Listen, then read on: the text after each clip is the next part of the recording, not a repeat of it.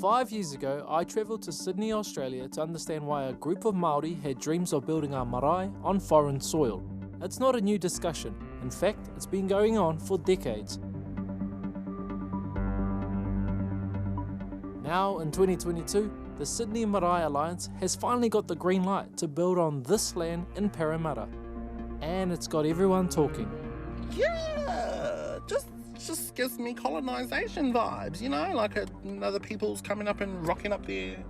I don't agree with it, and I don't think I ever will agree with it, no matter what agreements were made.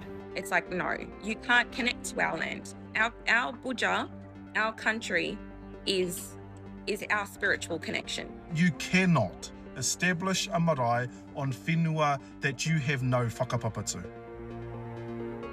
Te Wairua Tapu has been in the heart of Sydney long before the idea of a marae being built, a place where Māori can mix faith, kapahaka and waiata together. I spoke to the Archdeacon to understand why so many Māori crossed the ditch.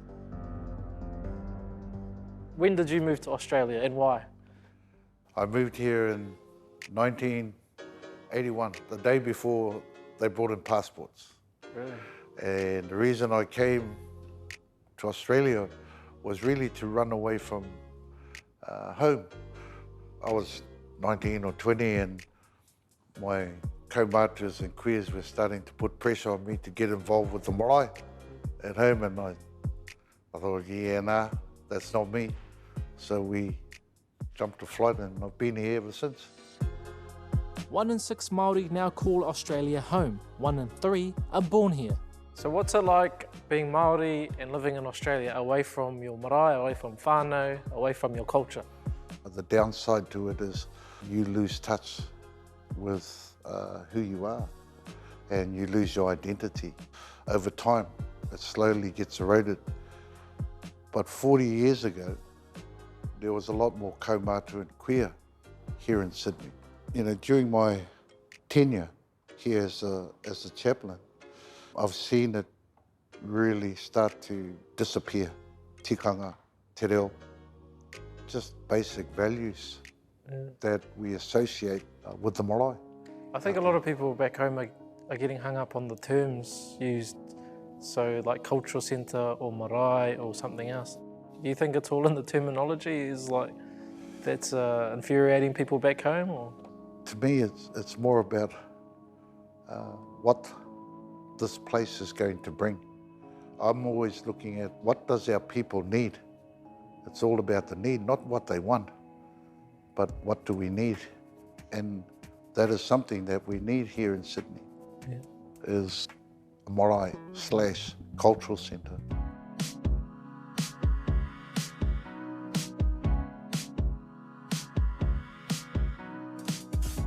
The marae will be built on this patch of West Sydney.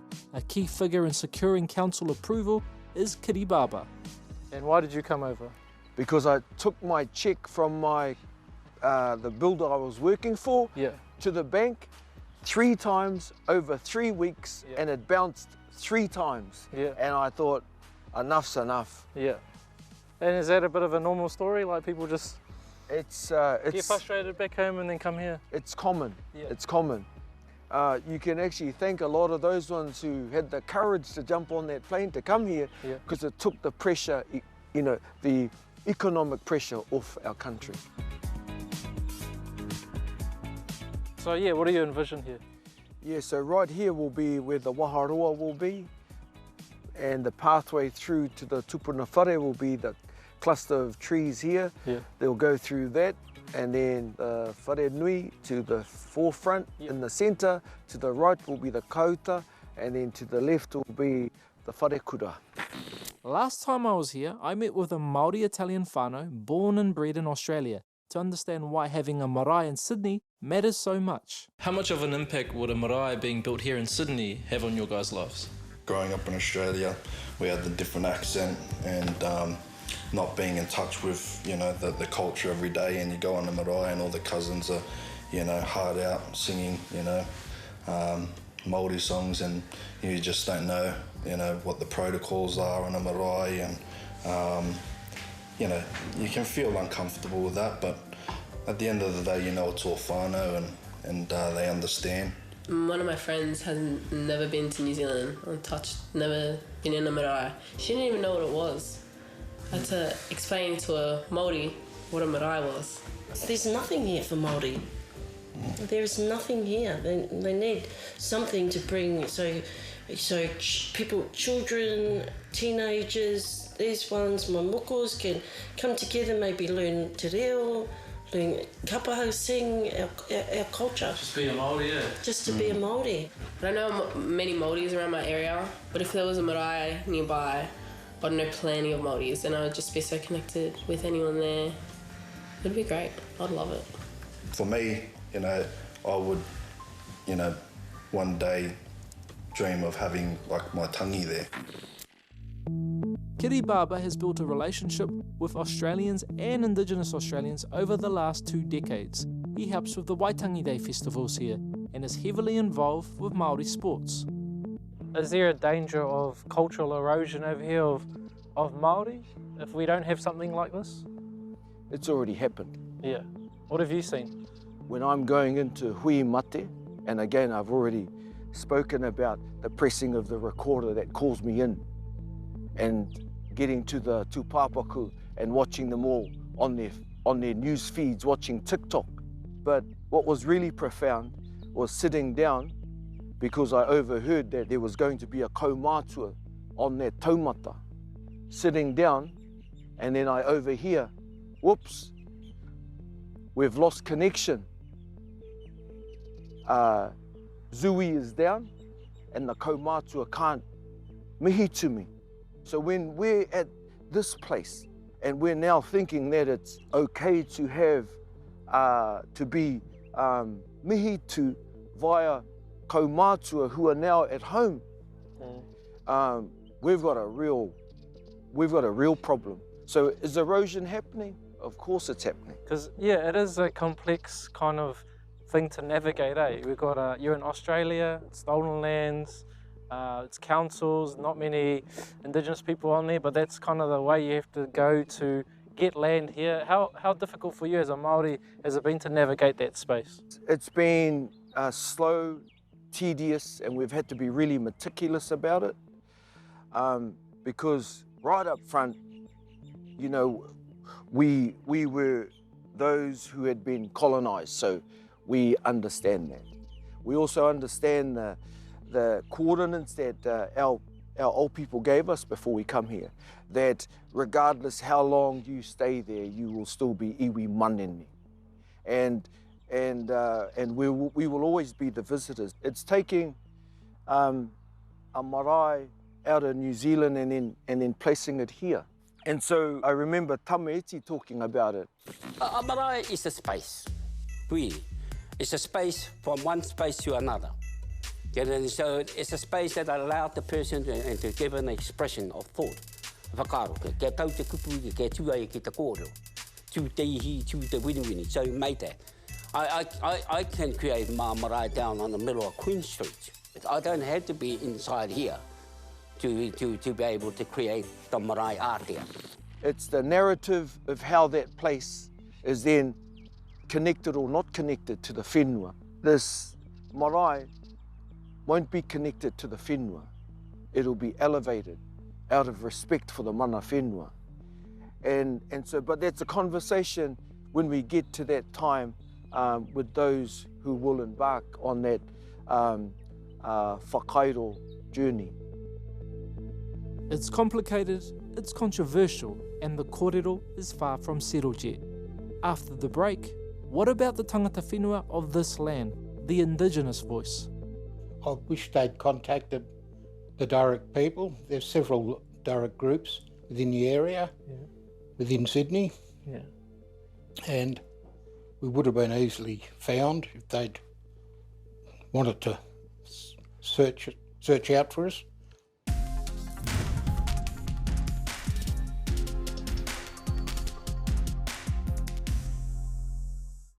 Welcome back. So why is the notion of a marae in Sydney creating such a stir when there's already a Māori church there, a mosque, various centres that serve other cultures? And what are the protocols around engaging with mana whenua in Australia? And how do you figure out who to talk to? While this story has had lots of coverage over the years, this is the first time we've heard from members of the Darug Nation. All our country is special. It's our mother, it's our church. So much has been taken away since colonisation, and we are very humble and respectful and patient people. We really want to teach our culture to our young people and to the people that are only just finding out their ancestry, etc. So it's all special, and especially when we've only got little pockets of country left in the same manner it was pre-colonisation. Everything's very, very important. In the same way it is for us, land means everything to Darug, and the Marae, which has been given a 20-year land lease, will be on Darug whenua. What are your thoughts on the Marae building on your land, I guess? When I first heard about it, I was upset to some degree, but I thought long and hard. But I wish they'd contacted the Darug people. There's several Darug groups within the area, within Sydney, and we would have been easily found if they'd wanted to search out for us. So you're saying they haven't reached out to you guys? No, not to me personally, and I'm not sure about my fellow colleagues here. When was the first time you heard about this Marae build? Would have been roughly 2019. And what were your initial thoughts about it? We had a meeting with the Māori Alliance out at Yarramundi. It's where we do a lot of camps at the base of the mountains and connect our young people to culture and our other mob as well, and we perform cultural practices there. We had a day out where we had lunch and we had meetings, and we put them through a smoking ceremony, a welcome to country, Sungan language, and we had a meeting and they discussed their proposal of building the Marae out in my clanal country, actually, in Prospect. And we raised our concerns, and there was going to be more talks and more discussion, and I haven't heard anything from them since. They didn't keep in contact? They didn't keep in contact, It's all about relationship building. And, like I said, I want everybody here in Australia to be able to learn their culture or whatever it is that they do respectfully. But be mindful of what country you're on and, be respectful. Because we do not still have nothing. We still have nothing. Everyone else is getting something. If Māori had have consulted with the Darug people, would you guys have given it the green light, or maybe not? Oh, we would have sat down and talked about it long and hard, and their intentions. It is our land. Does that happen a lot of the time? Are there always these kind of lands being given to people, buildings popping up without the consultation of Darug? To be fair, Māori did try and seek us out, right? So, that is good, but it's what happened after that.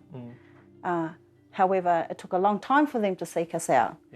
We haven't had churches and we haven't had the mosques come to us.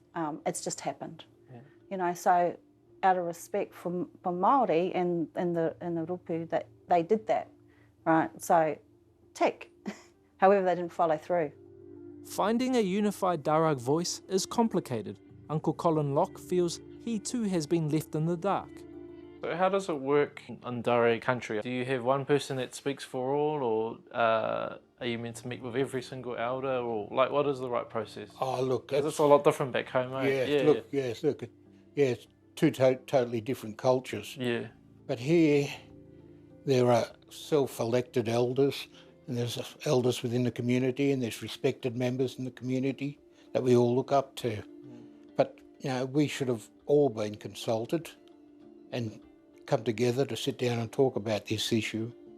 And I've heard lots of different things, Māori even saying, oh, wow, 30 years they've been going on, and if they've got this, X amount of money, $4 million, why didn't they help, the Darug build something for themselves or share in that land, to do a partnership? Frustration, disappointment, but like it or not, after decades of trying, the Marae is finally going ahead. How does that make you feel as a Darug man? very disappointed because they got people that live in that area but that aren't from our country. So we have well over 350 different countries in Australia and over 350 different languages. A lot of people come to Sydney for work, Aboriginal people, but they have not got a say over our country here. They look cosmetically blacker than I do because I'm a product of colonisation. I have English, Irish and Darug ancestry. And they actually took those fellas over to New Zealand, to different maraes, to seek permission for and give their blessing, but they had no right to give their blessing for the marae to be built on our country of Prospect. They have no say over our country whatsoever. Challenging kōrero that so mirrors grievances back home, I put those concerns to the Sydney Marae Alliance. So what level of support do you have from the Darug community? Look, we've had support from way back in 1992. Just recently we had a hui with Darug just in the last week. And there were differences in opinion on the level of support, but if we go right back to 1992, there was a hui between our people and the Darug. And that consensus and that tautoko was given way back then. And one of the kaumātua that was at the hui this week was actually one of the founding members. He was actually the chair of that organisation in 1992. How do you respond to those who are saying they're being left out of the whole process? I believe that there are some members that are feeling left out. We've tried as much as we can to keep people in the loop. COVID hasn't made it easy. All of us have had to do things remotely. That's not an excuse, that's just one element. But we're also trying to find the right groupings to kōrero with. We're happy for others to be introduced into the kōrero, but we just don't know where to go sometimes, and we will be guided by those that are in the Darug mob that can direct us to the right people. In terms of leadership and representation, it's a lot different to how we do things here in Aotearoa. So how do you navigate that space? I like it. I might get a little bit slammed for saying this, but I liken it to Ngāpuhi. I'm from Ngāpuhi in terms of how we're trying to do settlement.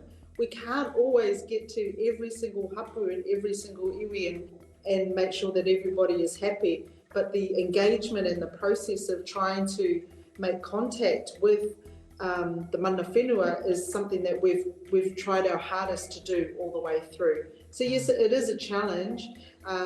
But I think through the open conversations and the most recent conversations, even this week, we've made some progress. For those Darug members who have been hurt in the process, is there a way of making amends?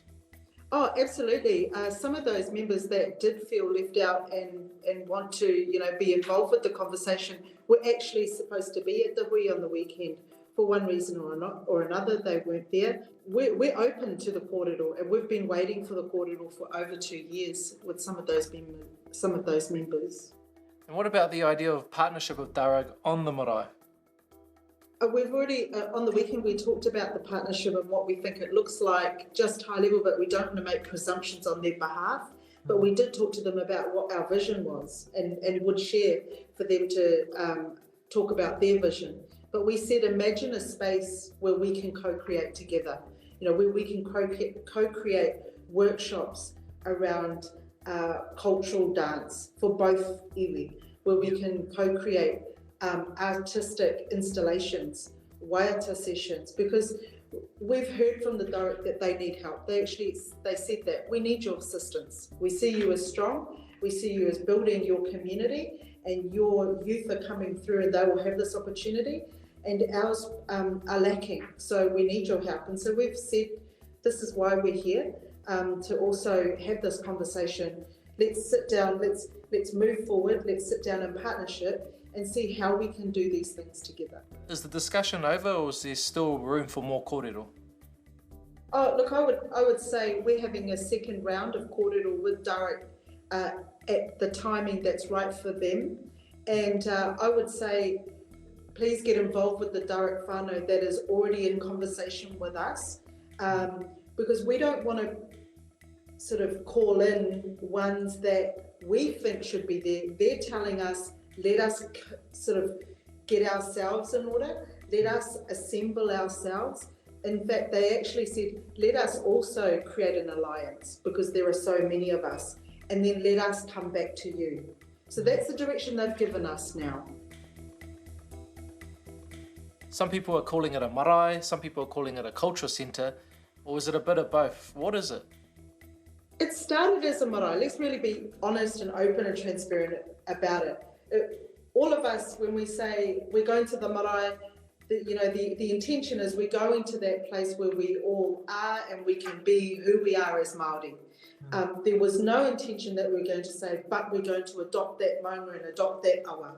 That's not the intention. It's kind of like just the term that we use. We had feedback from our own people back home, and they said, look, just call it a cultural centre and you'll be right. We've rethought it and we said, look, just call it a cultural centre, and there will be different things that will happen to ensure that we don't make this space feel like our whenua. We're not going to connect to it as ours. There's no doubt that the Marae project is complicated for tangata whenua in both Australia and here in Aotearoa. Differences of opinion too amongst Darug members, but for those who are against, I have spoken to elders and members who are for it. They didn't want to appear on camera, but say they are very much in support and are happy for Māori. Understandably, all they ask is that they are respected as the mana whenua of this land. But the wider debate about an Australian-based marae is far from settled. Even now, it's still the kōrero, just come home. But to what? What are you asking our people to come home to? We feel we've got nothing from government in the past, government or council. Is your frustration more with Māori or with the council or the government or all of them? All of them, I'd say, yeah. For me, moving forward, there's a lot of damage that's been done, and I don't know how I can get past it. Maybe some of our other mob can get past it. I don't want to be fighting with my Māori brothers and sisters, that Ropi group. I want us to come together. But the question is, how do we do that? To overcome the hurt. We are all visitors, and there are the mana whenua. And that's what we can do, is remember those conversations of our old people saying, boy, you'll always be a visitor there. And we know that. And so this can reiterate that conversation that we're here, and this is the mana whenua, and it's only taken us 200 years to get this far.